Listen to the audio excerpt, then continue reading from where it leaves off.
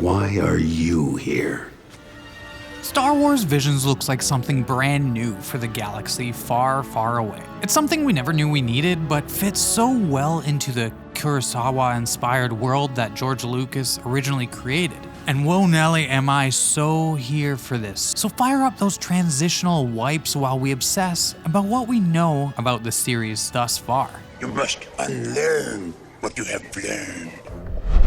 First things first, don't expect ongoing linear storytelling episode to episode. This ain't the Bad Batch, cowboy. Unlike anything Lucas has done so far, they described Visions as an original series of animated short films. Depending on what kind of Star Wars nerd you are, that's probably a good thing, as characters and storylines that really connect can eventually be handed to us on a galactic sample platter to be delivered in full down the line. Unlike a series like the Clone Wars, this doesn't give you much time with each character, but instead lets us explore new planets, new characters, and everything from the underworld to the light and the dark. That scope opens a galaxy far, far away in a whole new way, allowing different artists and storytellers to play off of all corners of the Star Wars universe.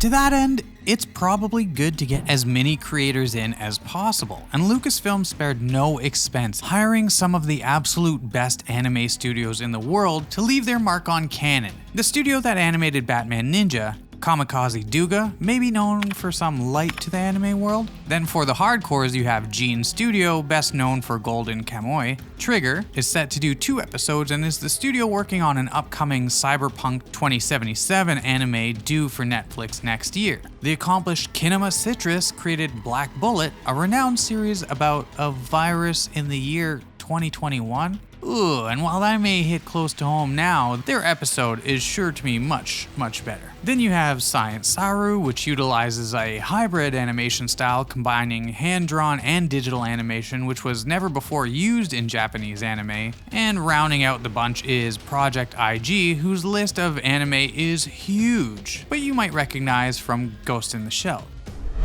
According to the official Lucasfilm announcement, which these days is mandatory in announcement tweet, the point of Visions is to celebrate the Star Wars galaxy through the lens of the world's best Japanese anime creators. Well, since we just learnt the lineup is pretty stacked, it's probably time we just let these guys run wild. Y'all wanted new stories, right? Wasn't it you dunking on Force Awakens as a New Hope knockoff? Well, you asked, and you got him, folks. After all this time fussing and a feuding, it seems Vision could be just the thing to bring balance to the Force and bring fans back together again, celebration style.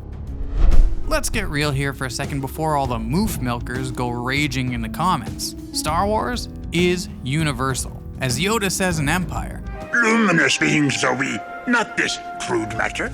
It's for everyone, and Star Wars has billed Visions as offering a fresh and diverse cultural perspective to Star Wars. That's a good thing. To hear more unique takes, but also, it's really about time, and anime is a natural fit. After all, Kurosawa films like Hidden Fortress were direct foundations for A New Hope, and The Mandalorian is directly related to the samurai manga Lone Wolf and Cub. The perspectives were always there, but maybe just not fully allowed to be celebrated in such a natural way. It'll be amazing to see what Eastern culture brings to the universe, and in the words of Obi-Wan, many of the truths that we cling to depend on our viewpoint.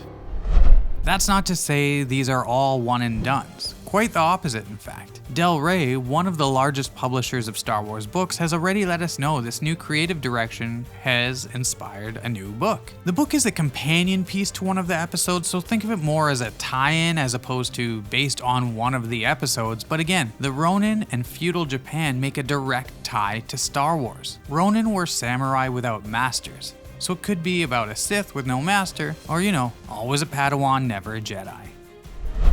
So just how many visions are Lucasfilm hologramming into our brains? Well, during the 2020 Disney Investor Day, Kathleen Kennedy herself promised 10 fantastic visions from several of the leading Japanese anime studios. Anyways, not too bad if we get 2 more than we got in the Mandalorian's run, but still no word on how long each individual episode is. Look, officially there are only 9 we have names for in the special look, so what could that 10th episode be? Are they including a Disney Plus gallery episode on it? Better not be, Kath, cause that's kinda cheating. This also goes for the release date, which was just officially announced in the brand spanking new trailer as dropping September 22nd. That's so Wizard, Annie. It's actually pretty soon. That makes a lot of sense with the Book of Boba Fett dropping in December and the Ronin book dropping right in the middle of October, so this fall it's a safe bet. You might be replacing your pumpkin spice with some blue milk. Can't wait for sweater weather and roasting porgs on an open fire. Okay, or not. Whatever, let's just watch the show. Always with you what cannot be done. So sure, it's soon, but soon enough? I needs my anime Star Wars. The big question is gonna be the era and the timeline. Are we talking Old Republic, Rebels era, High Republic, or could it be a mix of all of them? Or could there be some new trilogy sprinkles? Kylo Ren kinda has anime written all over him. I'll have to tune in to find out.